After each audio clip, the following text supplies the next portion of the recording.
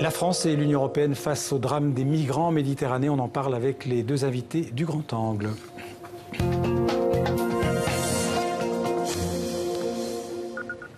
Deux invités sur le plateau du 64 minutes. Geneviève Jacques, bonsoir. Bonsoir. Et Aurélien Taché, bonsoir. Bonsoir. Alors Geneviève Jacques, vous êtes une militante des droits humains depuis toujours, on peut dire, engagée auprès des plus défavorisés, donc aussi des réfugiés. Vous êtes la présidente de la CIMAD, c'est une association chrétienne, protestante même, qui agit d'origine protestante, qui agit pour le respect des droits et la dignité des personnes, notamment donc des migrants, des réfugiés ou des demandeurs d'asile. Sans distinction, tout cela? Sans distinction. Et puis en face de vous, donc Aurélien Taché, bonsoir. Vous êtes un jeune député du Val d'Oise, élu aux législatives de juin dernier pour La République En Marche. Vous avez été précédemment conseiller de deux ministres du gouvernement précédent, donc vous étiez en charge notamment des sans-abri et des réfugiés, sur des questions que vous continuez à suivre aujourd'hui. Tout à fait, sur les questions d'hébergement, pour ce qui est au titre de mes engagements professionnels, mais je m'intéresse à la question de l'accueil d'une manière générale. Alors, une première question que je vais vous poser à tous les deux sera la même d'ailleurs. Comment est-ce que vous jugez de manière globale la façon dont l'Union européenne et la France en particulier gèrent l'accueil des migrants en Europe? Commençons par vous. Si on parle de l'Union européenne, on assiste à un constat d'échec de la politique qui a été menée depuis plusieurs années pour faire face à cet exode dramatique auquel on assiste en raison du conflit au Moyen-Orient et en raison de la déstabilisation d'une partie en particulier de l'Est de l'Afrique. Constat d'échec, pourquoi? Parce que les mesures principales ont été mises dans des mesures sécuritaires pour essayer de limiter, de contrôler les arrivées, etc. Les arrivées ont continué. Le nombre de morts, il y a eu plus de 5000 morts l'année dernière, déjà 2300 cette année, et une politique d'accueil au niveau européen qui s'est révélée un véritable échec, puisque la répartition solidaire de l'accueil ne s'est pas faite. Donc il y a eu à la fois un manque de vision, un manque de moyens et conséquence des drames humains comme on n'en avait pas vu depuis longtemps. Aurélien Taché, même question, l'Union européenne, la France? Oui, je suis tout à fait d'accord avec... il y a un élément fort dans ce que vous venez de dire. La solidarité de la répartition de l'accueil ne s'est pas suffisamment faite. On a essayé de mettre en place des voies d'accès légales pour les réfugiés en Europe à travers ce qui est les fameux hotspots en Grèce et en Italie. Il y a eu des avancées, mais c'est très insuffisant. Et on doit vraiment au niveau européen, remettre ce principe de solidarité dans la répartition de l'accueil au cœur de la discussion. Et par exemple, moi, je me réjouis que la Cour de justice européenne ait donné une voie défavorable au recours de la Hongrie et de la Slovaquie qui avaient voulu faire annuler ce plan de relocalisation des réfugiés. Et je pense qu'on doit aller vers un droit d'asile européen et une répartition de l'accueil. On a perdu évidemment beaucoup de temps, puisque ça fait des mois et des années que l'Europe en parle. Mais avant d'aller plus loin avec vous, je vous propose de voir la réalité des chiffres, le nombre des migrants qui arrivent chaque année en Europe, des chiffres en net recul, on va le voir depuis 2015 avec Antoine Delpierre. Intervenir en amont, avant même qu'ils n'atteignent les côtes méditerranéennes de l'Europe, voilà le projet du président français Emmanuel Macron pour les réfugiés et les migrants. Je souhaite que l'Union européenne, mais à tout le moins la France le fera-t-elle, puisse aller traiter les demandeurs d'asile au plus près du terrain, sur le sol africain, dans les pays sûrs où nous pourrons organiser ces missions. Des centres d'examen de demande d'asile pourraient ainsi ouvrir au Tchad, au Niger et même en Libye, qui accueille entre 800 000 et 1 million de personnes dans ces camps de réfugiés. Mais dans ce pays livré aux milices où règne le chaos, pour beaucoup d'entre eux, la route de l'exil s'arrête là. En 2016, 5082 personnes ont disparu ou perdu la vie sur la route libyenne ou pendant la traversée de la Méditerranée. Et pour 2017, on dénombre déjà 2360 morts. Le flux migratoire, lui, a diminué. Tandis que plus d'1 million de migrants entraient dans l'Union en 2015, il n'était plus qu'environ 363 000 à parvenir sur les côtes européennes l'année dernière.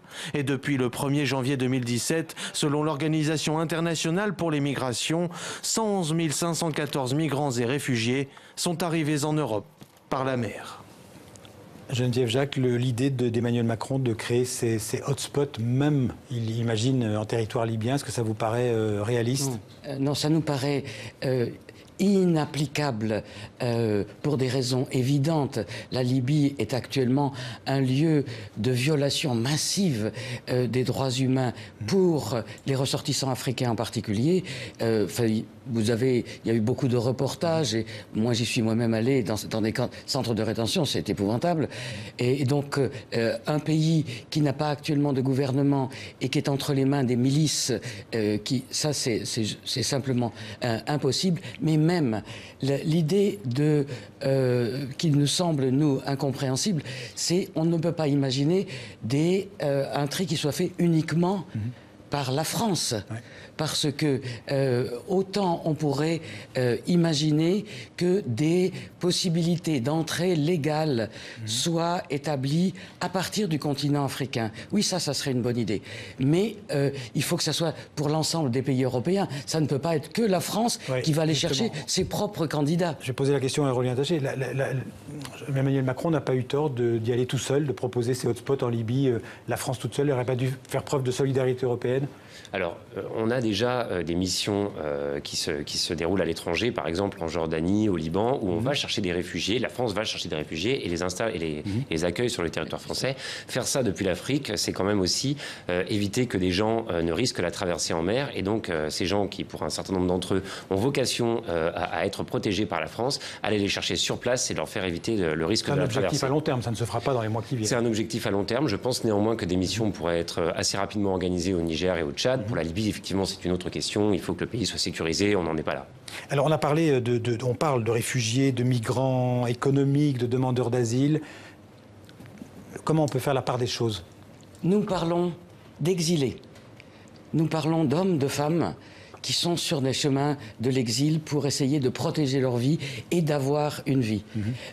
Parmi toutes ces personnes, un grand nombre viennent de pays ou de situations de violence où leur vie est en danger. Alors on pense bien sûr à la guerre, mais ça c'était tout le mouvement autour de la Syrie. Mais en Afrique, la situation en Érythrée, la situation au Soudan, la situation dans les pays du Sahel encore non stabilisés, aussi il existe des personnes qui ont des besoins de protection. Et nous sommes dans un moment historique où les causes qui obligent les gens à fuir sont de plus en plus mélangées, et y compris des causes dues au dérèglement climatique que nous allons voir, en particulier en Afrique, de plus en plus. Donc, c'est pas si simple. Il n'y a pas de toute évidence des économiques qui viennent chercher du travail et des réfugiés politiques. C'est beaucoup plus complexe que ça. Souvent, les gouvernements font la distinction. Ils disent il y a des réfugiés économiques qu'on ne peut pas les accueillir tous. Par contre, les demandeurs d'asile, on peut. Comment est-ce qu'on fait la différence justement entre les deux? Pour moi, l'asile, c'est un droit fondamental. Une démocratie digne de ce nom a le devoir d'accorder sa protection à des gens qui risquent leur vie dans leur pays pour ce qu'ils sont. La France se veut une terre d'asile. Voilà, la France doit faire respecter ce droit fondamental qu'est l'asile et se doit aussi ensuite d'accompagner et d'intégrer ces réfugiés à qui on accorde notre protection dans la communauté, dans notre communauté citoyenne, puisqu'ils en font ensuite pleinement partie. Pour les gens dont on estime qu'ils ne relèvent pas du droit d'asile parce qu'ils ne seraient pas directement menacés de mort dans leur pays, c'est vrai que là on est sur une autre question, on n'est plus dans la mise en œuvre de ce droit fondamental, on est dans une question de politique publique, de politique migratoire, et là effectivement il faut une forme de régulation. Mais même si on ne considère que les demandeurs d'asile, la France en a accueilli très très peu les années précédentes. Je pense que dans les réfugiés... 86 000 l'année dernière. 86 000. Et on en est à 39 000 pour les 6 premiers mois de l'année. Donc c'est pas une invasion. Hein. Ouais.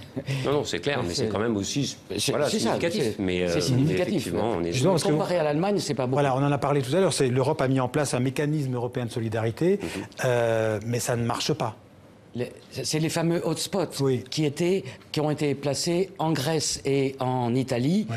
Il était prévu que 160 000 seraient accueillis dans les différents pays européens, et c'est là où la France devait en prendre 30 000. À la fin du mois d'avril, alors je n'ai pas les chiffres du mois de mai, mais à la fin du mois d'avril, seuls 20% avaient été accueillis dans toute l'Europe, dont presque 5 000 en France. Ouais. C'est-à-dire que ce système-là d'orientation à partir de la frontière en Grèce ou en Italie ne fonctionne pas. Et maintenant, essentiellement en Italie, parce que c'est l'Italie évidemment qui supporte le plus. Et du coup, les gens, qu'est-ce qu'ils font? Eh bien, ils se relocalisent avec leurs pieds. Ouais. Et ils arrivent eux-mêmes.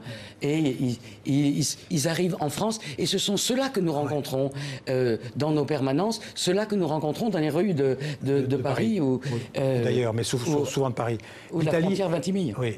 L'Italie appelle à l'aide depuis des semaines, depuis des mois. Pourquoi l'Union européenne, et notamment la France, ne montre pas plus de, comment dirais-je, de solidarité avec le gouvernement italien? Mais comme vous le disiez tout à l'heure, la France ne peut pas faire ça toute seule. Par contre, le président de la République a bien dit, lui, qu'il souhaitait qu'on remette des moyens pour que les hotspots depuis l'Italie fonctionnent. Il y a eu des résultats en Grèce. En Italie, c'est vrai que pour l'instant, ça a été vraiment très parcellaire. Et donc, la France a vraiment, à travers la voix d'Emmanuel Macron jeudi, redit son attachement à ce qu'on arrive à mettre en place ce principe de solidarité dans la répartition de l'accueil au niveau européen. Et c'est comme ça qu'on pourra efficacement venir en aide à la fois aux demandeurs d'asile qui n'auront plus à errer comme ça de pays en pays en Europe, ce qui est absolument intolérable, et aussi évidemment aux pays de premier accueil comme l'Italie qui ne peuvent supporter l'accueil seuls, mais pas plus que la France. Il faut qu'on arrive à mettre en place un système de répartition efficace au niveau européen. Je suis convaincu qu'on peut y arriver si on s'en donne les moyens. Un mot encore sur le rôle des ONG et ces bateaux qui viennent au secours des migrants. Ils ont été très contestés. Même l'Union européenne les a accusés d'être complices des trafiquants, sous prétexte qu'ils provoqueraient un appel d'air de migrants. Qu'est-ce que... Non, alors ça a été démonté aussi. Non, c'est un petit peu scandaleux de dire ça. Qu'il y ait des trafics organisés, de plus en plus organisés, un business de la traite des êtres humains, à partir de la Libye en particulier, ça c'est un fait certain.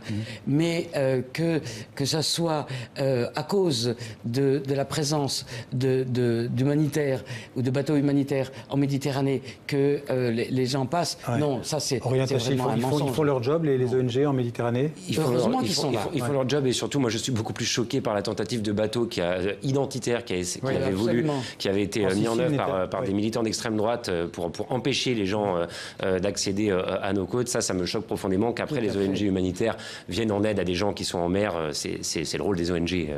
Voilà. Nous, par contre, on a quand même, à travers Frontex, l'Union européenne doit aussi être en capacité de protéger les frontières extérieures de l'Union européenne, mais aussi d'organiser l'accueil depuis ces mêmes frontières. C'est ça la responsabilité des États et de l'Europe. Merci à tous les deux. Merci Geneviève Jacques. Merci Aurélien Taché d'être venu parler de cette question des migrants. On en reparlera sûrement d'ailleurs dans le 64 minutes. Donc sur le plateau du 64 minutes. Merci à tous les deux.